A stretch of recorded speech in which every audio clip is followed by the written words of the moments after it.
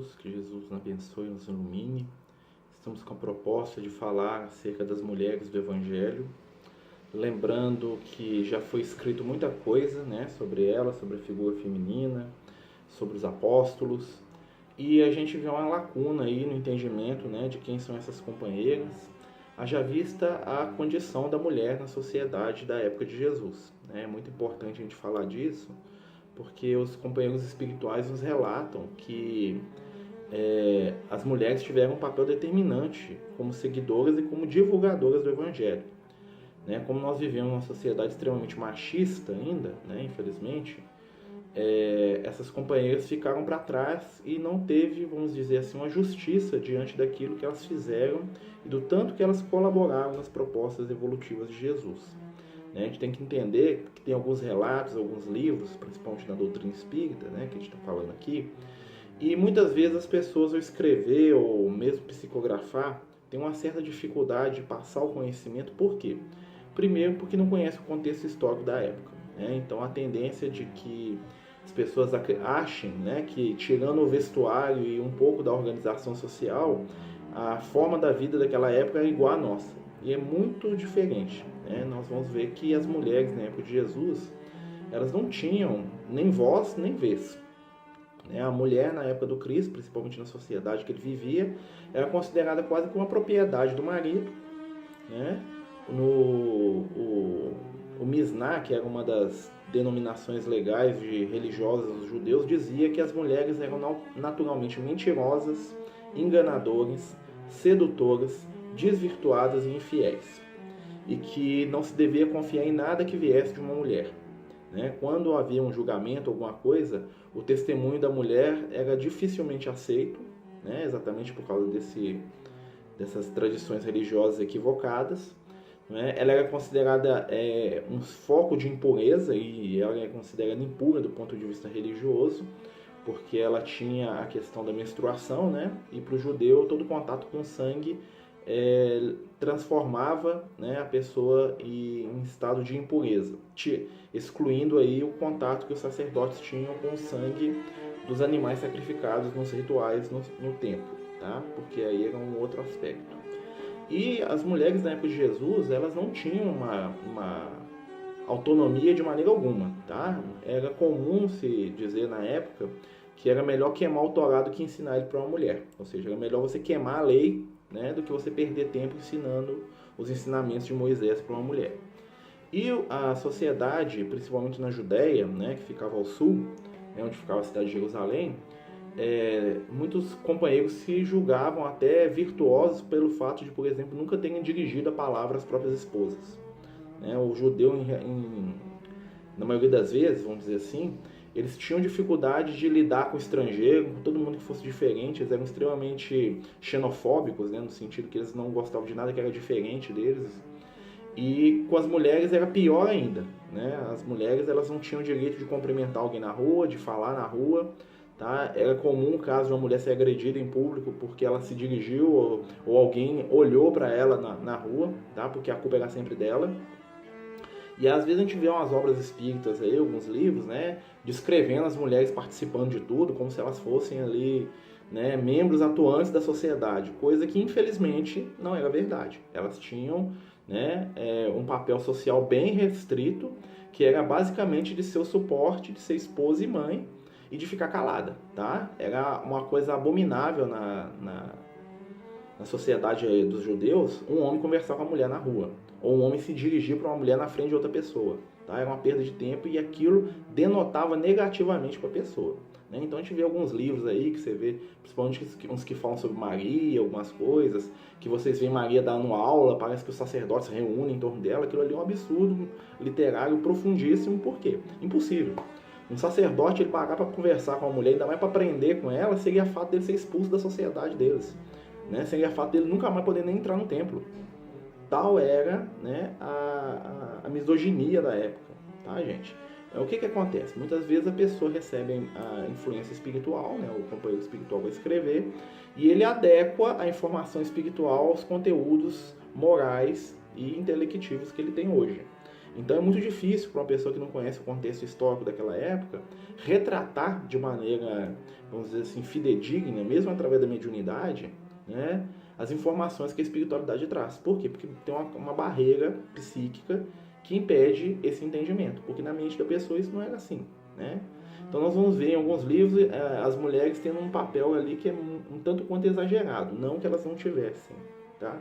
Mas a gente fala isso por quê? Porque às vezes a gente vai confrontar algum estudo ou alguma literatura espírita, principalmente as mais recentes, né, com os conteúdos históricos, com os conteúdos da ciência, e nós vamos ver que vai dar um certo desequilíbrio, né? Os fatos históricos, vão ver ali que vai andar a questão cultural, a questão social da época, e aí, por mais boa vontade que tenha com a obra, né, muitas pessoas vão ler aquilo e vão ter uma visão errônea da doutrina espírita. Por quê? Porque o companheiro, às vezes, que escreveu, que psicografou, né, não teve, né, o cuidado de se observar os conteúdos históricos, religiosos, políticos, sociais da época, né, e fez o que normalmente você vê nas novelas hoje, que é fazer uma historinha moderna dentro da época antiga, né? Então, assim, realmente isso gera uma dificuldade muito grande, não perdendo, claro, a questão do conteúdo.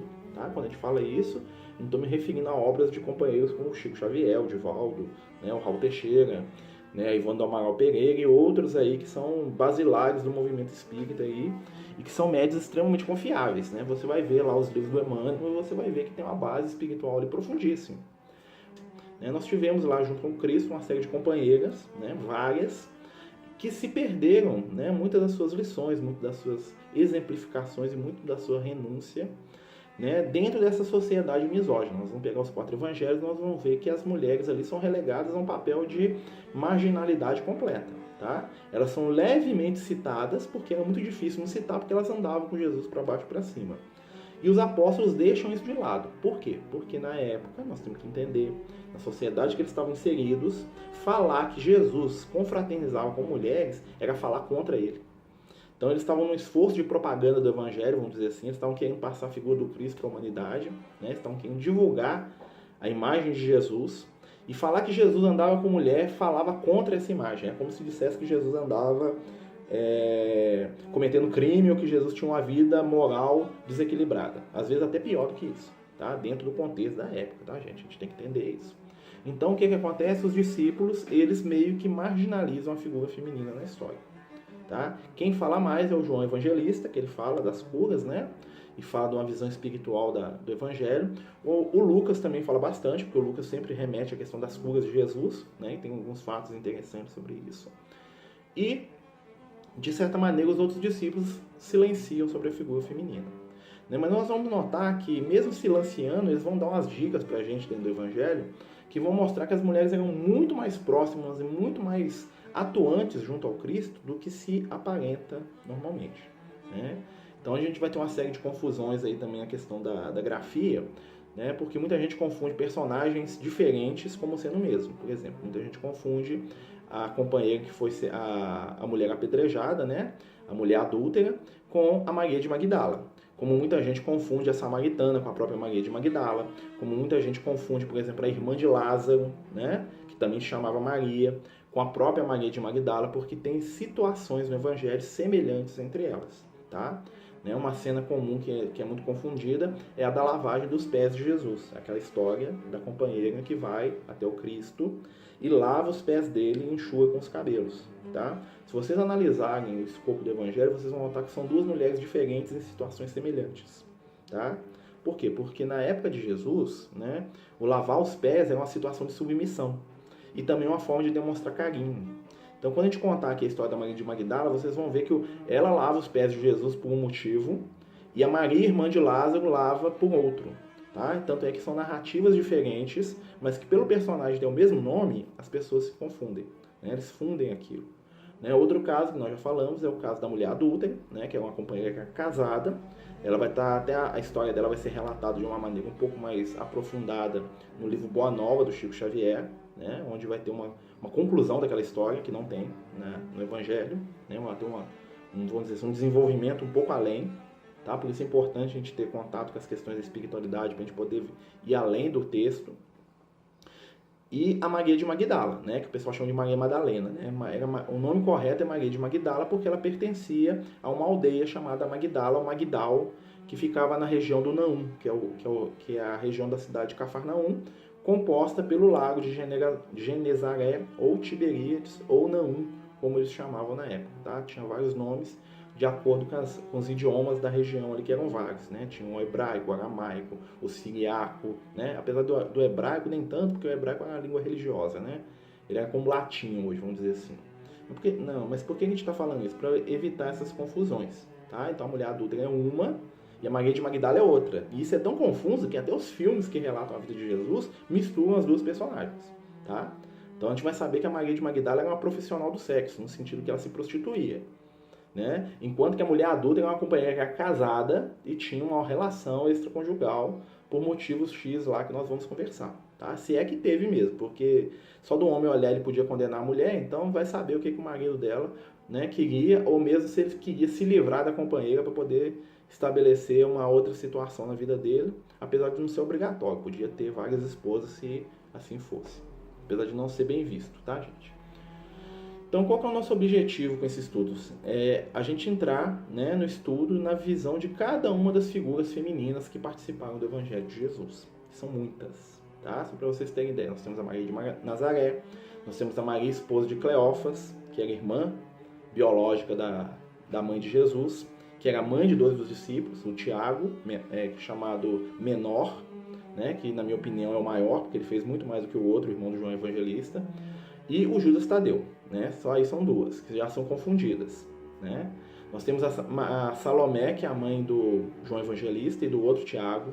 Nós temos a Joana de Cusa, nós temos a mulher adúltera, nós temos a Maria de Magdala, nós temos a viúva de Naim, nós temos a Ana, a profetisa, que vai conversar com Jesus, que vai pegar Jesus no colo, desculpe. Né? Nós temos a mulher samaritana, nós temos a mulher cananeia. Nós temos, por exemplo, outra mulher, a Maria Marcos, a mãe do evangelista Marcos, que vai aparecer muito no livro Paulo Estevão. Né?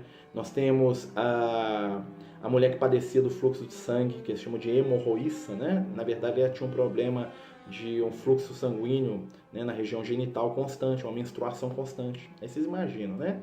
Se a menstruação é considerada impureza, imagina uma mulher com problema nessa área. Né? Então ela devia ser escorraçada pela sociedade. Nós temos a filha de Jairo. Né? Por que a gente vai falar das mulheres? Aí tem um simbolismo muito profundo. Tá? As mulheres no Evangelho, além de representar indivíduos, né, pessoas que conviveram, que tocaram, que estiveram com Cristo, elas representam o conteúdo das emoções, dos sentimentos. E nós vamos notar que o Cristo o tempo todo lida com a figura feminina, né? Porque a primeira ligação do Cristo no Evangelho é onde? Com Maria, na Anunciação. Né? Quando a espiritualidade, através do Gabriel, vai anunciar a encarnação de Jesus. E a última interação do Cristo, né, vamos dizer assim, é com quem de novo? É com a Maria de Magdala, no ato do retorno dele à vida corpórea, né, no sentido que ele aparece depois de morto para os apóstolos. Então a Maria, mãe, abre, a Maria de Magdala fecha, né, apesar que Jesus aparece depois, mas simbolicamente nós vamos ver que a vida de Jesus é trabalhar o quê? As energias do sentimento. O Evangelho é uma proposta espiritual para poder movimentar o sentimento da humanidade. Não é uma proposta religiosa, apesar da religião ter sido criada em torno disso, infelizmente. Né? Então as mulheres, elas representam na Bíblia o conteúdo de sentimento. Por isso somos criados lá no início, né, homem e mulher. Ou seja, o espírito eterno, ele possui conteúdos masculinos e conteúdos femininos. Então, estudando as mulheres do Evangelho, nós vamos pegar a essência do Evangelho do Cristo. Porque o Evangelho é a mensagem do amor. E o amor é o quê? É o sentimento aplicado na ação positiva do bem. O amor é a própria essência divina. Né? Se a razão vai nos dar o direcionamento, o amor é o motor evolutivo do ser. Por isso, muitas vezes no Evangelho nós vamos ver os homens parados, paralisados diante das situações e as mulheres agindo. Por isso nós vamos encontrar as mulheres ao pé da cruz. Por isso nós vamos encontrar o apelo do Cristo ao coração feminino. Você pode notar que muitas mulheres no Evangelho não têm nome. Por quê? Porque ele representa o trabalho do Cristo junto ao sentimento humano. Né? Cada uma dessas companheiras que a gente for trabalhar, nós vamos tentar entrar num escopo desse para poder entender, para poder visualizar e para poder, junto ao mestre, né, desenvolver esse raciocínio espiritualizado. Né? Quem quiser nos acompanhar, muito bem-vindo. Né? Nós agradecemos aí a presença e continuamos no próximo vídeo, se assim o Messias, o Mestre amado, nos permitir.